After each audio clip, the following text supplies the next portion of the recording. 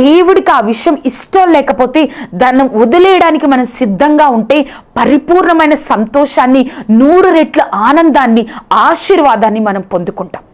మనకి ఎంత ఇష్టమైనా దేవుడికి ఇష్టం లేకపోతే దాన్ని వదిలేయడానికి సిద్ధంగా ఉండాలి.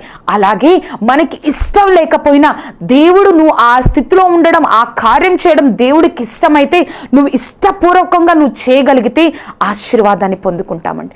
ఇక్కడ చూసినట్లయితే మనం చూస్తూ ఉంటాం, దేవుణ్ణి చిత్తం చేసేవారు ఆయన దృష్టిలో ఎంత విలువైన వారుగా ఉంటారు అంటే మనం భయపడుతూ ఉంటామండి.